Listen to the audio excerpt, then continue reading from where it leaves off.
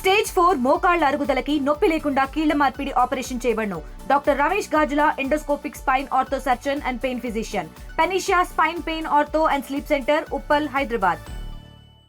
గత 2 రోజులుగా పులివెందుల్లో జరిగే విషయాలు చూస్తుంటే 6 సంవత్సరాల క్రితం నాన్నగారు వైఎస్ వివేకానంద రెడ్డి గారిని హత్య చేసినప్పుడు జరిగిన సన్నివేశాలు మళ్ళీ నా ముందుకి కనిపిస్తున్నాయి. చాలా సిమిలారిటీస్ అప్పటికి ఇప్పటికి. ఆ రోజు మార్చ్ 15, 2019 ఆ రోజు హత్య జరిగిన ప్రదేశంలో అక్కడ గొడ్డలి పోటుతో నరకబడి అక్కడ బాడీ పడి ఉంటే అది ఫస్ట్ హార్ట్ అటాక్ అని చెప్పారు. అక్కడ ఉన్న పోలీస్ అధికారిని బెదిరించి, 3-4 ఉండొచ్చు అనుకుంటా పోలీస్ అధికారులు మొత్తం ఇంట్లో, వాళ్ళని బెదిరించి వాళ్ళ ముందరే మొత్తం అక్కడ క్రైమ్ సీన్ అంతా క్లీన్ చేసి పడేశారు. అక్కడ క్లూస్ ఉన్నాయా లేదా ఏమీ లేకుండా అక్కడ ఫుట్ ప్రింట్స్, హ్యాండ్ ప్రింట్స్ అన్ని క్లీన్ చేసి పడేశారు. తర్వాత నేను వస్తే నా దగ్గరకు ఒక లెటర్ తీసుకొచ్చారు. ఈ హత్య ఆదినారాయణ రెడ్డి, సతీష్ రెడ్డి, బీటెక్ రవి చేయించారు అని రాసి తీసుకొచ్చి దాని మీద నా సంతకం పెట్టమన్నారు. దాని మీద నా రోజు నేను సంతకం పెట్టలేదు. ఈరోజు నిన్న వీడియోలో అదే సతీష్ రెడ్డి గారు, అవినాష్ రెడ్డి గారు చూశాను. ఆ రోజు అవినాష్ రెడ్డి గారు వాళ్ళ అనుచరులు కలిసి ఎట్లా అప్పుడు పోలీసులు దబాయిచ్చారో మళ్ళీ ఇప్పుడు అదే కనిపిస్తుంది. అదే కదా, ఆ తర్వాత మళ్ళీ మరుసటి రోజు నారాసుర రక్త చరిత్ర అని పెట్టారు. అది నన్ను నమ్మించారు. ఆ రోజు సాయంత్రం నా పక్కన ఉండి ఇట్లే ఒక మీడియాని అడ్రస్ చేస్తూ ఇది టీడీపీ వాళ్ళే చేయించారు అని చెప్పారు. అది నేను నమ్మాను. ఈరోజు మళ్ళీ సురేష్ అంటే సంటి మా బంధువే, ఆయన దెబ్బలు తగిలాయని బాధపడుతున్నారు. ఆ రోజు మీరే చేయించినట్లు ఈ రోజు చేయించండరు అని నేను ఎందుకు అనుకోవాలి నాకు తెలియదు. నాకు అన్ని ఒకే విధంగా ఉన్నాయి. ఆ రోజు మీరే చేయించారు, మళ్ళీ ఈ రోజు కూడా మీరే చేయించుండొచ్చు కదా. మీరే రెచ్చగొట్టి అందరినీ రెచ్చగొట్టి చేయించేలా చేసిండొచ్చు కదా. మళ్ళీ ఇంకొకరి మీద బ్లేమ్ వేయడం.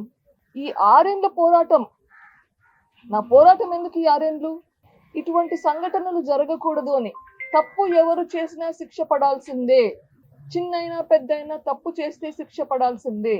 ఆ రోజు చేసిన దానికి ఇంతవరకు ఎవరికి శిక్ష పడలేదు. అట్లా లా అండ్ ఆర్డర్తో పోలీస్ దగ్గర శిక్ష పడలేదు, కోర్టులలో శిక్షలు పడలేదు, ప్రజా తీర్పు లేదు. ఇది కంటిన్యూ అవుతూనే ఉంది. ఇది ఆగాలంటే ఎట్లా? తప్పు చేస్తే తప్పు అని చెప్పి ధైర్యం ఉండాలి. అంతేకాదు, అప్పుడు స్టార్టింగ్లో ఆదినారాయణ రెడ్డి, సతీష్ రెడ్డి, బీటెక్ రవి, తర్వాత చంద్రబాబు నాయుడు, ఇప్పుడు లేటెస్ట్గా సునీత రాజశేఖర్ రెడ్డి చేయించారు ఇది అని ప్రూవ్ కూడా చేస్తున్నారు. ఎంతకైనా దిగజారడమేనా? ఎట్లా నమ్మాలి? ఏది నిజం ఏది అబద్ధం ఎట్లా తెలుస్తుంది? ఇట్లా మళ్ళీ మళ్ళీ జరగకూడదు అంటే గన తప్పు చేసిన వాళ్ళకి శిక్ష పడాల్సిందే కదా. నాకు మళ్ళీ రాడు. ఇట్లా మళ్ళీ ఇంకొకరికి జరగకుండా ఉండాలంటే తప్పు చేసిన వాళ్ళకి శిక్ష పడాలి. ఇది ప్రజలు మళ్ళీ కొంచెం శాంతి భద్రతలు రావాలి అంటే పులివెందులకి, కడపకి ప్రజలు ఆలోచించాలి. ప్రజలు ఆలోచించి దయచేసి నిజమేదో బయటకు వచ్చేలా చేయండి. అందరూ అక్యూస్డ్, కానీ అందరూ బయట ఉంటారు, తిరుగుతుంటారు. ఇది న్యాయమా? ఇంకా ఎన్ని రోజులు పోరాడాలి? ఈరోజు ఎస్పీ గారితో ఇదే ఆవేదన వ్యక్తం చేశాను.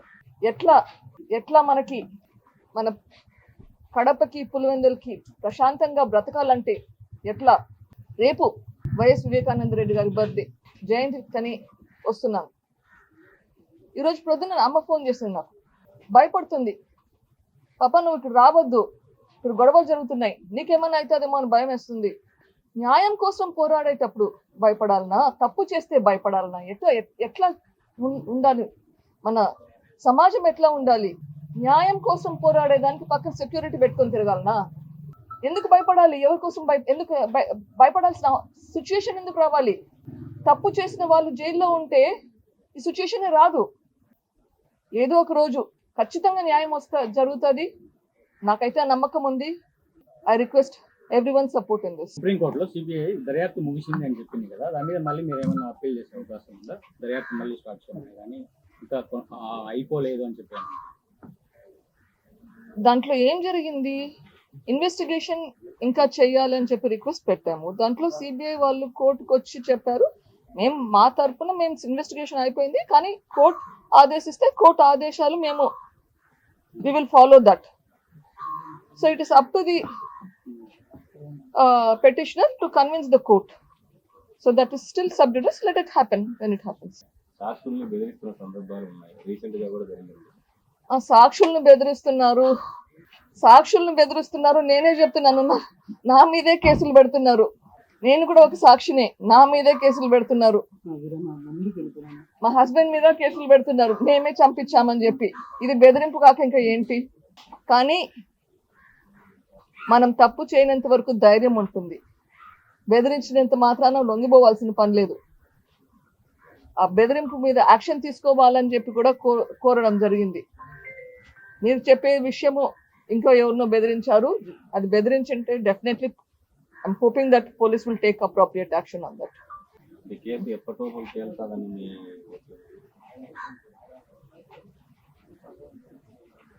ఏముందయ్యా, మన జ్యుడిషియరీ ఎంత ఫాస్ట్ గా మూవిస్తే అంత ఇన్ దర్ హ్యాండ్స్. అంటే అసలైన కుట్రదారుల వరకు ఈ కేసు వెళ్ళలేదని గతంలో కూడా మీరు చెప్పారు. దిశగా ఏమన్నా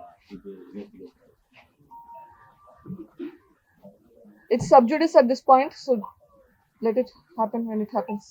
తెలుగులో న్యూస్ కి ఫాస్టెస్ట్ యాప్ ఇప్పుడు టోటలీ న్యూ అవతార్లో జస్ట్ 5 సెకండ్స్ లో కంప్లీట్ న్యూస్.